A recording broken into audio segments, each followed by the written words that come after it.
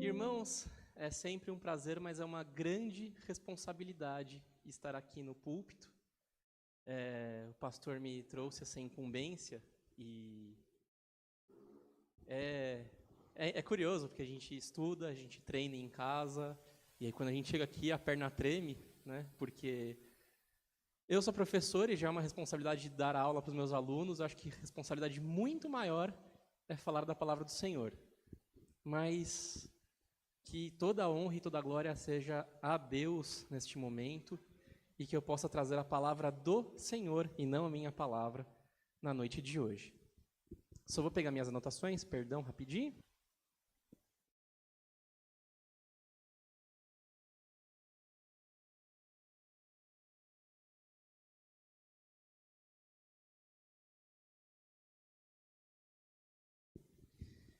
Antes de iniciarmos a reflexão, gostaria de pedir a gentileza dos irmãos, embora eu já esteja orado pela irmã Maria Eduarda, gostaria de pedir aos irmãos que abaixem suas cabeças, vamos fazer mais um momento de oração. Querido Deus, eterno Pai, estamos aqui diante de Ti para lhe agradecer pelo culto que vem sendo realizado neste momento, lhe agradecer por termos a oportunidade de entoar louvores a Ti, Pai, e lhe agradecer por termos a oportunidade de ter acesso a uma parte da Tua palavra, Pai, uma parte do conhecimento que o Senhor quer nos trazer. Lhe pedimos para que o Senhor abençoe aos irmãos aqui presentes, que terão um momento de exposição da palavra, e que o Senhor me abençoe, Pai, para que eu não venha a transgredir a Tua vontade, para que eu não venha a falar, não ficar nem aquém, nem ir além das Sagradas Escrituras, Senhor. Eu sei da responsabilidade que é trazer a mensagem, uma mensagem do Senhor, mas eu lhe imploro pelas Tuas bênçãos, para que eu possa trazer um pouco daquilo que o Senhor deseja às pessoas, Pai. Que o Senhor me utilize e que o Senhor seja sempre o centro das atenções e que toda a honra e toda a glória seja sempre dada a Ti, Pai. E assim nós oramos, pedindo e agradecendo, em nome do nosso Senhor Jesus Cristo, nosso Senhor e Salvador. Amém. Irmãos, o tema da nossa reflexão de hoje é a fé racional e verificável. E vai ser uma mensagem um tanto quanto densa, e eu agradeço ao pastor, e à irmã Ivani, e à irmã Penha, e aos responsáveis pela comissão de obras da igreja, porque este grupo trouxe bancos novos e confortáveis, e a exposição da mensagem hoje vai ser de 4 horas. Brincadeiras à parte, eu já vi alguns sorrisos, né? Já vi algumas pessoas dando risada, já vi algumas pessoas já pensando, não faz isso não, eu tenho que ir para casa alimentar meu gato. E o que eu estou fazendo nesse momento é justamente brincar com a emoção de vocês nesse começo. Algumas pessoas dão risada, outras pessoas se desesperam. E é justamente por conta disso, de que a nossa fé não pode estar baseada exclusivamente nas emoções. Até porque se a nossa fé estivesse baseada exclusivamente em emoções, quando eu brinco aqui que a mensagem vai ser de 4 horas, o que vai acontecer? Algumas pessoas vão querer ir embora, outras pessoas vão sentar ainda com mais vontade no banco e falar, quero ouvir, né? A nossa fé ela tem que ser racional, ela não tem que se importar com as nossas emoções. É claro que muitas vezes as nossas emoções elas estão mais afloradas. Nós temos dias de tristeza, nós temos dias de frustração, nós temos dias de tremenda alegria. Mas se a nossa mensagem estiver fincada nas emoções, nós temos um problema. No dia em que estamos muito, muito felizes, o que vai acontecer? Nós vamos esquecer de Deus, porque está tudo bem. Quando está tudo bem, fica muito fácil esquecer de Deus. Quantas pessoas não fogem, não saem da igreja quando está tudo bem, né? Quando está na bonança? Em compensação, nos momentos de dificuldade, a pessoa vai e se apega, se afinca na fé, porque sabe que precisa de Deus para resolver um problema. Aí passa por um momento de frustração, e o que acontece? Essa pessoa começa a culpar a Deus. Por que isso aconteceu comigo? Não, a nossa fé não tem que ser volúvel dessa forma, baseada em emoções. Nossa fé tem que ser uma fé racional. É claro que no momento da nossa conversão, as emoções atuam muito no momento da conversão. Claro que tem um momento racional, porque a gente tem que compreender que é Cristo quem é nosso Salvador. Mas existe uma atuação emocional muito forte. Eu me lembro do dia da minha conversão, que eu molhei o paletó do pastor, de tanto que eu chorei, porque é aquele momento que a gente, literalmente, a gente se entrega. O momento da conversão é um momento emocional, porque é um momento que a gente se rende. A gente realmente se rende, porque até a nossa conversão, a gente está lutando, e lutando, e lutando, e lutando, e tentando fazer tudo do nosso jeito. E aí, quando chega o momento da conversão, a gente se rende e compreende, meu Deus, eu não consigo sem o Senhor. E a gente fala, Cristo, eu preciso de Ti, eu preciso do Senhor. E a gente se abraça em Cristo e se apega à salvação. E é por isso que as emoções trabalham tão fortemente no momento da nossa conversão. Mas depois da nossa conversão, a nossa razão ela tem que atuar de maneira muito firme, de maneira muito sólida, para a gente se manter na fé. E eu acho que o grande exemplo que a gente tem foi do vídeo missionário que a gente teve agora há pouco, em que mostra pessoas sendo perseguidas, países que não toleram a presença de cristãos. E se essas pessoas fossem trabalhar com a emoção, seria muito fácil elas simplesmente chegarem e falarem, eu desisto, eu vou seguir a fé A, B ou C, a religião X, Y, beta, ômega. Por quê? Porque essas pessoas teriam uma facilidade, elas falariam, não, eu vou caminhar, o governo não vai me perseguir, eu vou continuar vivo, é só fazer essas religiosidades aqui, essas coisas que mandam, e está tudo bem. A pessoa nega a fé e acabou. Por quê? Porque pelo comodismo, pela comodidade, a pessoa não ia ter por que seguir. Mas não, essas pessoas agem racionalmente, porque sabem que Cristo é a salvação, e se apegam em sua razão, mesmo quando o desespero toma conta, e elas não negam a sua fé, e muitas vezes elas entregam com a própria vida. Eu acho que esse é o grande exemplo de fé racional que nós temos. E por isso o nosso versículo de destaque diz, amarás, pois, ao Senhor teu Deus, de todo o teu coração, de toda a tua alma, de todo o teu entendimento e de todas as tuas forças. Em Marcos, capítulo 12, versículo 30, diz exatamente isso. Nós devemos amar a Deus com o entendimento. Tem que ser uma fé racional, tem que ser uma fé pensada. E é justamente com base nessa fé racional, essa fé pensada, que eu estou aqui diante de vocês hoje. E que Deus me permita trazer uma reflexão sobre isso, sobre a fé racional. Só que para a gente tratar da fé racional, eu vou ter que voltar um pouquinho. Voltar um pouquinho quanto? 2025 anos. Na verdade, 2000 anos, mais ou menos, porque a Bíblia não foi escrita no ano zero, né? O Novo Testamento não foi escrito no ano zero. O Novo Testamento, ele é iniciado especificamente com 4 biografias de Jesus, que são os evangelhos. Mateus, Marcos, Lucas e João.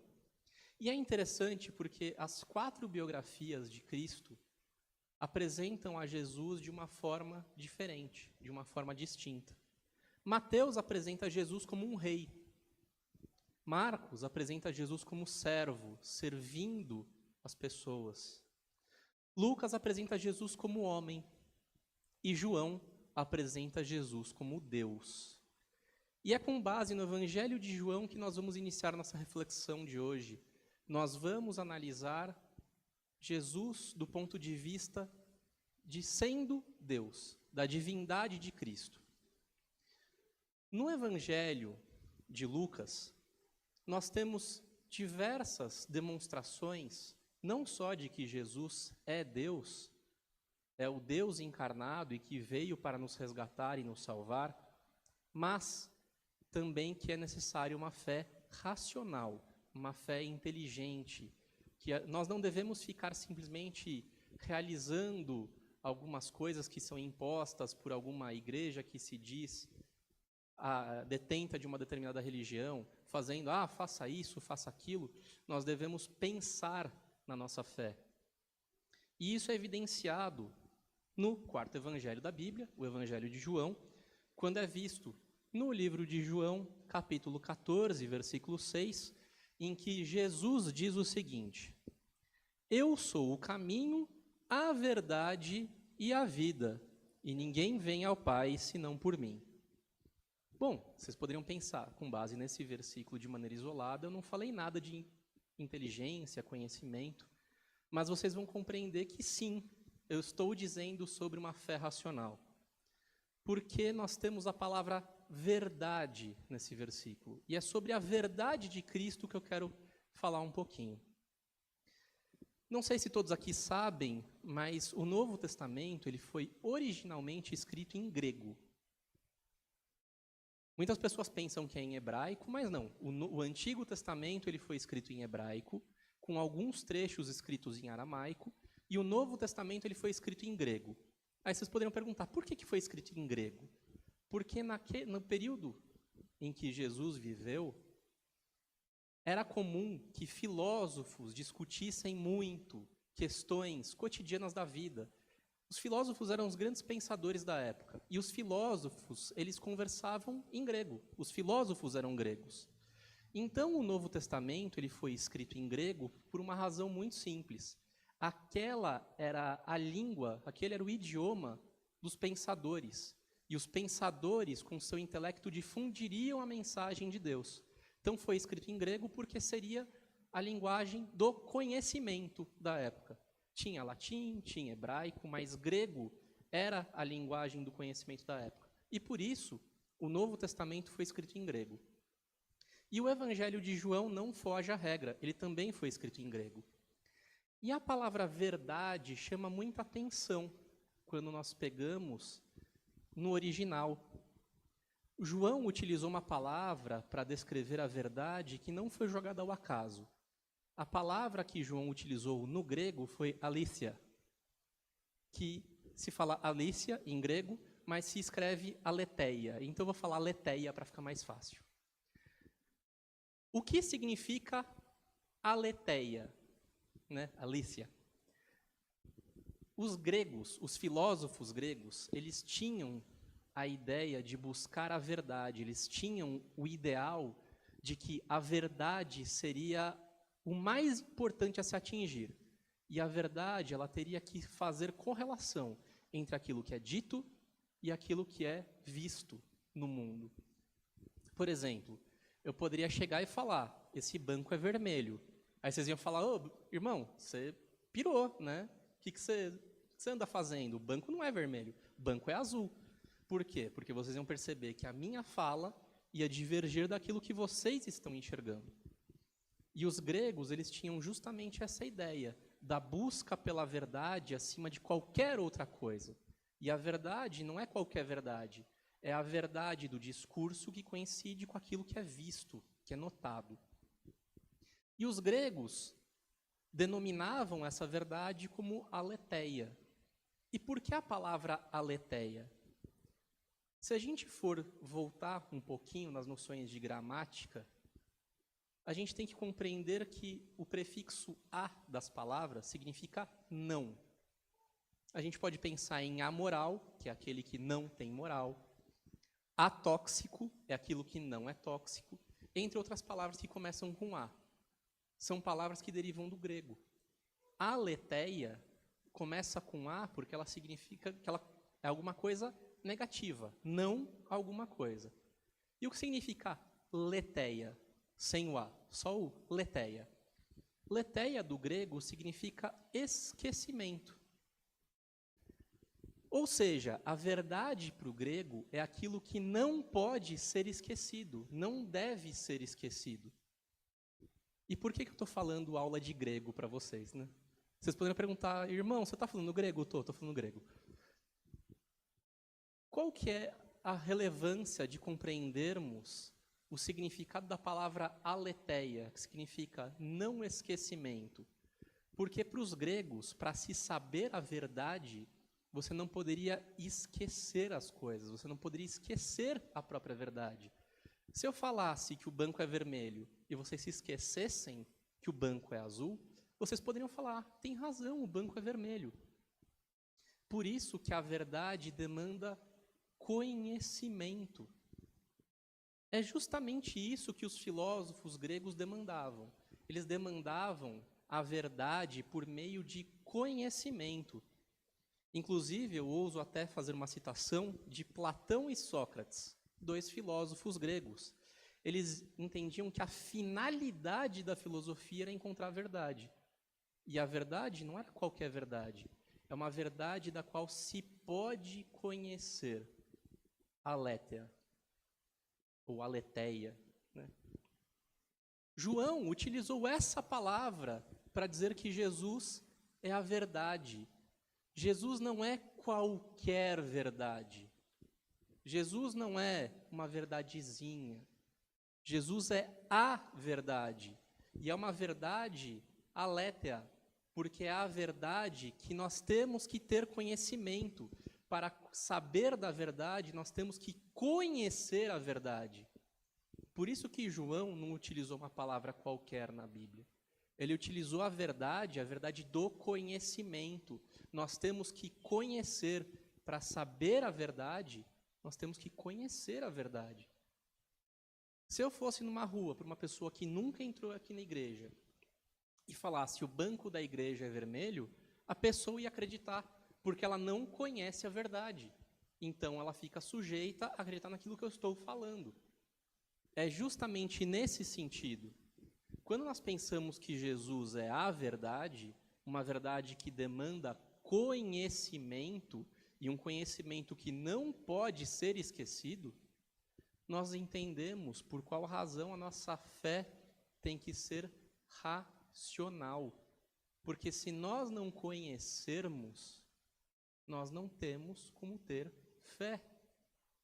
Nós devemos conhecer, nós devemos saber, nós devemos utilizar o nosso intelecto para buscar a Cristo, porque Cristo é a verdade. E, até por isso, nós temos que lembrar que Jesus, no mesmo livro de João, e a gente vai se debruçar ainda mais no livro de João, no capítulo 8, versículo 32, nós verificamos que Jesus diz: conhecereis a verdade, e a verdade vos libertará. A partir do momento que Jesus é a verdade, mas não qualquer verdade, é a verdade que demanda o conhecimento. E a partir do momento em que Jesus diz, conheçam a verdade, a nossa fé tem que ser racional. Não é qualquer fé. Não é uma fé volúvel, baseada nas emoções. É uma fé firme, uma fé pensada. Por isso que muitas pessoas dizem, os cristãos acreditam numa história, num livro de histórias. Não, nós acreditamos na verdade. É muito mais do que um livro de histórias. Claro que a Bíblia nos traz histórias verídicas, mas nos traz a verdade e demanda o conhecimento para isso. Se nós devemos conhecer a verdade, a nossa fé não é puramente emocional. Muitas pessoas têm fés distintas, das mais variadas religiões, e pensam, se eu fizer tal coisa, eu serei salvo. Se eu agir de tal forma, eu serei salvo. Se eu fizer isso ou aquilo, eu irei para o céu. Não, a nossa fé é intelectual. É uma fé que crê com sabedoria, com a verdade, conhecendo a verdade. E por isso é tão importante. Porque nós temos que ter conhecimento de que Cristo é a verdade para saber qual é a verdade. E qual verdade é essa? A nossa grande verdade é que o Filho de Deus se fez filho do homem para que nós, filhos dos homens, possamos ser chamados filhos de Deus. Essa é a grande verdade. E eu falei muito de um versículo em específico, falei da verdade, mas não é o único momento em que nós verificamos a necessidade de conhecer para ter fé. Vamos voltar um pouco ainda no livro de João e vamos lá para o capítulo 1, comecinho. No versículo 1, então, o começo do Evangelho de João, a biografia de Cristo sendo apresentado a nós como Deus. No versículo 1 do capítulo 1 de João, é dito o seguinte: no princípio era o Verbo, e o Verbo estava com Deus, e o Verbo era Deus. Em algumas outras traduções, eu vou ler: no princípio era aquele que é a palavra, e ele, a palavra, estava com Deus, e ele era Deus. Por que eu estou trazendo esse versículo que nos remete lá a Gênesis 1:1, que fala no princípio, no começo? Esse versículo fala de Cristo estando junto de Deus desde antes da fundação do mundo. Por quê? Porque Cristo é Deus. A nossa triunidade divina, Pai, o Filho e o Espírito Santo. E por que esse versículo ele é tão importante para nós? Porque, de novo, como eu disse, o Novo Testamento foi escrito em grego e João não utilizou palavras vãs para descrever ao nosso Jesus. Quando nós pensamos que Cristo é a palavra ou o verbo, a depender da tradução, nós vemos que João utilizou outra palavra grega que é muito, muito importante. Ele utiliza a palavra logos. Utiliza a palavra grega logos para se referir à palavra ou ao verbo. Mas a palavra logos em grego não significa exatamente palavra ou verbo. Já vou explicar para vocês por que ele utilizou essa palavra. Logos, do grego, surgiu de novo da filosofia. Os gregos, mais uma vez, tinham uma busca incessante e inquietante pela razão de todas as coisas. Aquilo que dava sentido para a vida. Aquilo que dava sentido para a argumentação. Aquilo que dava sentido para o conhecimento. Aquilo que era inquietante. Muitas pessoas pensavam: quem sou eu? E a ideia surge do quem sou eu, justamente do logos, a razão da minha existência. Ou então, por que isso é verdade? Né? Voltando para a Aletheia, por que isso é verdade? Bom, nós temos que achar a razão da verdade, logos. João utilizou a palavra logos, se referindo a Jesus como a própria razão de toda a existência. Jesus não estava apenas com Deus, ele é Deus, e ele é a razão de toda a existência, porque Deus criou o mundo, Deus criou todo o universo, Deus criou, fez separação das águas, Deus criou tudo, e antes da criação só existia Deus, e Jesus estava com Deus. Jesus é Deus, e Jesus é a razão de tudo. Porque a partir do momento que Deus cria a tudo, Deus dá a razão a tudo, dá razão a nós, nos dá sentido de vida. E Jesus é essa razão, é a nossa razão de viver. Por isso que João utiliza a palavra logos, porque Jesus é a nossa razão. Aí vocês poderiam me perguntar, bom, se logos significa razão, é a nossa essência, é o nosso principal, é o início de tudo, por que logos foi traduzido para palavra ou verbo? Porque Jesus é a própria palavra de Deus que dá razão à nossa existência. Se não fosse a Bíblia, como chegaríamos a Jesus? Como chegaríamos a Deus? Talvez Deus nos trouxesse um outro meio, uma outra forma, mas Jesus é a própria palavra, e é esta palavra, a palavra do Senhor, que nos dá razão para a nossa existência. Então, João não escolheu uma palavra qualquer para definir a Jesus. Ele utilizou o logos, porque Jesus é a nossa própria essência, é a nossa própria razão de viver. E sem Jesus, nada temos. Agora, se Jesus é a nossa essência, o que isso tem a ver com a nossa fé ser racional, ser uma fé verificável, ser uma fé fundada? Tudo, porque nós devemos conhecer a nossa razão, conhecer a nossa existência, conhecer a nossa essência, conhecer a Cristo. Sem o conhecimento, mais uma vez, nós vamos naufragar na fé. Sem o conhecimento de quem é Cristo, vamos crer em quê? Vamos crer em coisas para fazer na igreja? Em estatuetinhas? Não, nós temos que ter conhecimento, um conhecimento firme, um conhecimento essencial, porque Cristo é a nossa essência.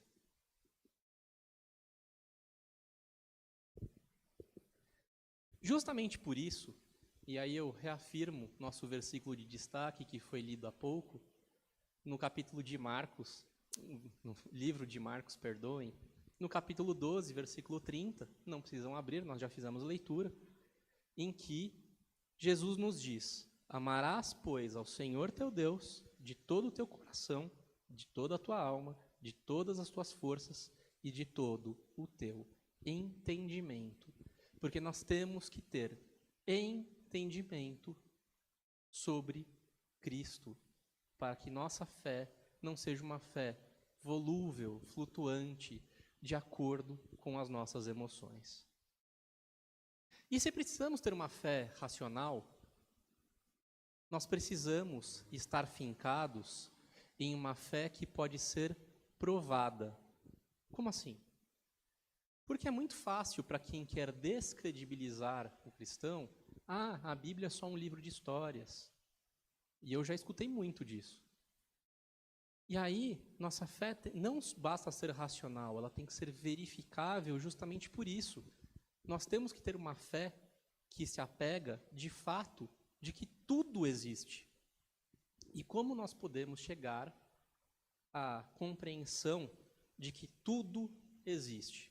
Como nós podemos verificar a veracidade daquele que é o autor da nossa fé? Bom, para começar, Deus nos deu todos os elementos para perceber que Deus existe, que Jesus existe. Primeiro porque basta olhar na natureza, a gente consegue perceber quão bela é a natureza. E é muito curioso, porque muitas pessoas dizem, não, Deus não existe. Mas se você mostrar um quadro maravilhosamente bem feito, uma paisagem linda, árvores robustas, um lago cristalino, e você mostrar para uma pessoa que diz que Deus não existe, e você perguntar quem fez esse quadro, essa pessoa vai falar, não, com certeza teve um autor, alguém fez esse quadro. Tá bom, se o quadro que representa uma árvore tem necessariamente um autor, por que a árvore que está na rua e serviu de inspiração para o pintor não vai ter um autor que é o mais inteligente de todos, que é o nosso Deus? A nossa natureza, não só da natureza em nossa volta, mas a nossa própria natureza, já é grande evidenciação do nosso Deus. Tudo sendo regido de maneira perfeita. Para que tudo seja regido de maneira tão perfeita, nós precisamos ter uma mente inteligente por trás para a criação. E essa mente é a mais inteligente, porque ninguém é capaz de superar o intelecto de Deus, porque Deus é Deus. Mais do que isso, a Bíblia, especificamente do Novo Testamento, e falando de Jesus em específico, como mencionei no começo, ela é separada em 4 evangelhos, 4 biografias de Jesus Cristo. E as 4 biografias foram escritas por quem ou andou com Cristo, ou foi muito próximo daqueles que andaram com Cristo. Mateus foi apóstolo do Senhor. Ele era um publicano que foi chamado por Jesus, largou sua vida e se voltou a caminhar com Jesus. Marcos, em algumas passagens bíblicas chamado de João Marcos, era primo de Barnabé, acompanhou Paulo em diversas viagens missionárias, também foi discípulo de Pedro, ou Simão Pedro para alguns, e escreveu o Evangelho com base nos relatos de Pedro. Lucas não foi testemunha ocular de Jesus, mas ele escreveu o evangelho com base em dezenas e mais dezenas de relatos de pessoas que viram a Cristo, andaram com Cristo, ou então testemunharam os seus feitos. E João, que é o apóstolo do amor, também foi apóstolo de Cristo, também caminhou com ele. Era um pescador que largou sua vida e passou a seguir a Jesus. Os 4 evangelhos trazem uma biografia de Cristo e os 4 são de pessoas que conviveram naquela época. Como dizer que Jesus não existiu se tantas pessoas testemunharam o que ele fez aqui e 4 pessoas escreveram de maneira fidedigna o que viram, o que testemunharam ou o que ouviram? Mais do que isso, os 4 evangelhos, eles são perfeitos e plenos e nada contradizem naquilo que é essencial para nós. Como assim? Os 4 evangelhos falam que Jesus existiu e existe, porque Jesus ressuscitou. Falam do julgamento de Jesus, da sua crucificação e morte, da sua ressurreição. Todos eles são perfeitos e plenos naquilo que nós precisamos saber, que é o ponto central das Escrituras, que é a vida de Jesus. Eu já vi algumas pessoas que não são cristãs dizendo, não, imagina, a Bíblia tem um monte de contradição. E com base em que você diz isso? Por exemplo, na ressurreição de Jesus, há versículos que dizem que tinham 2 anjos no sepulcro, quando Maria Madalena e Maria, mãe de Jesus, foram ao sepulcro. Há versículos que dizem que tinham 2 anjos e outros versículos que tinham um anjo só. A minha pergunta é, isso é realmente ponto essencial daquilo que tem na Bíblia? Não, não é. E o que não é ponto essencial, não necessariamente vai ser perfeitamente descrito. Vou dar um exemplo para vocês. Se eu chamasse 2 ou 3 pessoas aqui à frente para fechar os olhos e descrever a igreja, alguns pontos principais seriam exatamente iguais nas descrições. Por exemplo, a pessoa fecharia os olhos e falaria, não, os bancos são azuis, tem aqui à frente o púlpito, temos um piano, temos o batistério ali no fundo. Mas eu queria saber quantas pessoas diriam que nós temos 4 ventiladores e 3 máquinas de ar-condicionado.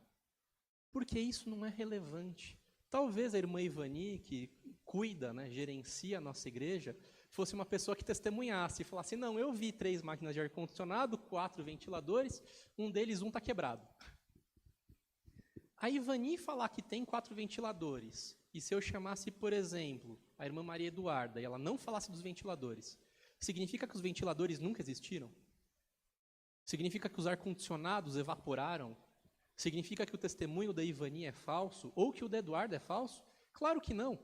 Porque para o que é essencial, o testemunho está coincidente. Inclusive, falando até um pouco de chatice, porque eu sou advogado, e advogado é chato,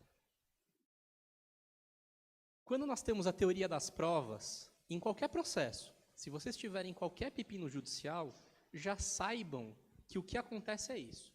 Se vocês precisarem de prova testemunhal, o juiz ele vai se atentar para o que é exatamente igual no que é essencial do caso, e as coisas periféricas, o juiz quer que sejam diferentes. Por quê? Porque se as coisas periféricas, se as coisas que não são relevantes forem exatamente iguais nos 2 testemunhos, é muito provável que aquelas pessoas estejam em conluio. Ou seja, elas tenham combinado o discurso. Então, por exemplo, se eu tiver um processo, e aí eu chamo o pastor para ser testemunha, e eu chamo o irmão Rubens para ser testemunha, e os 2 falam exatamente a mesma coisa, do início ao final, o juiz vai falar, opa, os 2 se conversaram e fizeram combinação. Então, o testemunho deles não é verdadeiro. Agora, se eu chamar, por exemplo, pastor de novo e o irmão Rubens, né? Para não deixar que eles sejam mentirosos. O ponto central da conversa, eles vão falar a mesma coisa. Eles vão falar, não, o Bruno pagou a dívida, não tem nada disso. O Bruno não está devendo nada, não. Ah, mas no dia 23 de abril, o Bruno estava com uma camisa azul. Aí é o pastor falando. Aí o irmão Rubens fala, não, eu acho que estava com uma camisa roxa. Isso não vai descredibilizar o relato. Porque os dois falaram, não, o Bruno pagou, não tem dívida. Conseguem compreender? Os 4 evangelhos trazem exatamente isso. O ponto central é Jesus nasceu, Jesus veio a este mundo, operou milagres, ensinamentos, nos disse parábolas, foi julgado, crucificado, morto, sepultado e teve sua ressurreição no 3º dia. Agora, se tinham 2 anjos no sepulcro, ou se tinha 1 anjo, isso é periférico. E o fato de 2 apóstolos falarem de 1 anjo e outros 2 apóstolos falarem de 2 anjos, não faz com que o 2º anjo desapareça. O 2º anjo estava lá. É que a questão é que para 2 evangelistas, aquele 2º anjo passou despercebido, porque foi 1 anjo que chamou a atenção deles. E qual é o mal nisso? O principal está escrito. Até pela teoria das provas, voltando para a chatice do direito, o evangelho é perfeito, porque o ponto central da mensagem é idêntico. E os pontos periféricos, eles não são divergentes. É que algo chamou a atenção de um que não chamou para outro. E isso não descredibiliza nenhum dos dois. Muito pelo contrário, isso dá mais credibilidade justamente para o relato.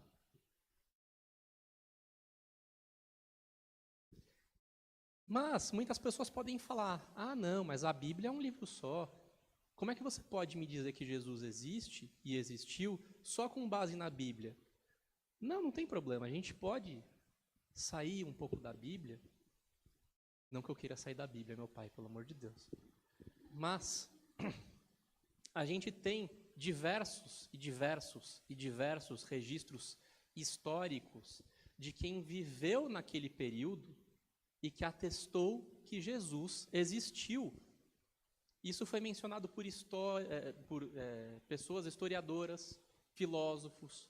Um exemplo disso, tem um historiador romano chamado Cornélio Tácito. Ele viveu dos anos 56 a 118 depois de Cristo. Ele era um historiador romano e um dos mais conceituados historiadores da sua época. E ele disse exatamente isso. Cristo havia sido executado no reinado de Tibério pelo procurador Pôncio Pilatos. Ou seja, nós temos um relato que não é bíblico, que atesta a existência de Jesus. Nós tivemos um historiador judaico-romano chamado Flávio Joséfo. Ele viveu dos anos 37 a 100 depois de Cristo. Também viveu aquele período. E ele tem um livro publicado, bastante antigo, evidentemente, um livro de 2000 anos, chamado Identidades Judaicas. E ele diz expressamente que, por volta dessa época, vivia Jesus, um homem sábio, um mestre de pessoas, que conquistou muitos judeus e muitos gregos. Nós precisamos de mais? Relatos de judeus, relatos de romanos, pessoas céticas que não acreditavam, mas relataram a existência de Jesus naquela época. Isso evidencia de que Jesus viveu e vive. Por quê? Porque a Bíblia nos traz dados históricos que permitem ser verificados. A Bíblia, quando menciona nomes, quando menciona momentos, datas, qual era, por exemplo, a estação daquela época, em que mês aquilo aconteceu, a Bíblia está nos dizendo, você pode verificar, esses fatos são históricos, e se você quiser contestar, não tem problema. Eu estou te dando datas, dados, nomes, para que você possa ir atrás e verificar, isso de fato aconteceu. Eu acho que o maior exemplo que nós temos disso é que os judeus daquela época, que tentavam descredibilizar os cristãos, Os judeus daquela época nunca falaram que Jesus não existiu. Eles falavam que Jesus não era Deus, eles falavam diversas coisas, mas nunca negaram a existência de Jesus. Desde os mais céticos. E eu acho que o maior cético, o maior de todos os céticos que nós tivemos, foi Paulo, que ainda se chamava Saulo. Saulo era discípulo de Gamaliel. E por que isso é importante? Gamaliel foi um grande sábio judeu, um dos maiores rabinos do seu tempo. E ele era neto de Hilel. E Hilel foi um dos maiores sábios do seu tempo, inclusive fundador de uma das escolas de pensamento judaico do seu tempo. Existia uma grande rivalidade entre Hilel, de um lado, e Shammai, de outro. Hilel foi fundador de uma das grandes escolas de pensamento rabínica da época. Gamaliel era seu neto, outro grande pensador, e Saulo era seu discípulo. Saulo era profundamente cético com relação a Jesus. E Saulo, antes da sua conversão, nunca disse que Jesus não existia. Ele perseguia os cristãos, mas ele não dizia que Jesus não existia. Porque Jesus, historicamente, existiu. E a maior evidência de que Jesus existiu não é só existir céticos. A maior evidência, não só de que Jesus existiu, mas como Jesus ressuscitou, foi que céticos foram convertidos. E Saulo é, de novo, um grande exemplo. Um dos maiores céticos do seu tempo, que perseguia cristãos, que matava cristãos, teve a presença do próprio Jesus, que apareceu diante dele, e ele caiu do cavalo, literalmente, e se converteu, ficou cego por 3 dias, e passou a ensinar sobre Cristo. Como dizer que Jesus não ressuscitou, se um dos maiores céticos viu a Jesus depois da ressurreição e se converteu? É um fato verificável, e é um fato tão verificável, que Paulo, depois da sua conversão, diz expressamente na primeira carta aos Coríntios, capítulo 15, versículo 14, que se Cristo não ressuscitou, logo é vã a vossa pregação e também é vã a vossa fé. Ou seja, este é um fato tão verificável que, se não for verdade, por que estamos aqui? Jesus ressuscitou a ponto de Paulo depositar suas fichas no seguinte sentido: se isso não aconteceu, nós estamos aqui à toa. Claro que Paulo tem um cunho espiritual por trás disso. A ressurreição de Cristo é o elemento fundamental que nós temos de que teremos a vida eterna e uma vida plena e de alegria junto ao Senhor. Então, se Cristo tivesse morrido na cruz, nós seríamos salvos, mas sem a ressurreição, para quê? Seríamos salvos e acabou. E aí Paulo diz, não, se Jesus não ressuscitou, vã seria a vossa fé. Porque com a ressurreição de Cristo, nós não somos apenas salvos, nós temos a vida eterna. Então, esse é o grande ponto fundamental da palavra de Paulo, neste momento. Mas Paulo também aposta suas fichas na ressurreição, por quê? Porque é um fato verificável. E a Bíblia nos traz fatos justamente para que tenhamos elementos para saber que, de fato, Jesus existiu, existe, vive, pois ressuscitou, e não é vã a nossa fé. Paulo, um cético, se converteu. Quantas outras pessoas também podem se converter? A conclusão que nós tiramos nisso tudo é: a nossa fé não é uma fé sentimental. A nossa fé não está baseada em emoções. Embora tudo comece por uma grande explosão que nós sentimos quando nos rendemos e nos entregamos a Cristo. mas a nossa fé é mantida diariamente com base na razão, porque Jesus diz para que conheçamos a verdade, e Jesus diz que a nossa fé tem que ser um amor em Deus com base em todo o entendimento. Mas para que tenhamos conhecimento, para que a nossa fé seja racional, Deus é tão maravilhoso que nos dá elementos mais do que suficientes para que possamos verificar que, de fato, Deus existe, Jesus morreu por nós e ressuscitou, e somos salvos e teremos direito à vida eterna. E que todos nós nos encontremos na paz e na graça do nosso Senhor Jesus Cristo, quando Ele voltar, e tomara que seja logo. Que Deus abençoe a todos, na paz e na graça do nosso Senhor Jesus Cristo, nosso Senhor e Salvador. Amém.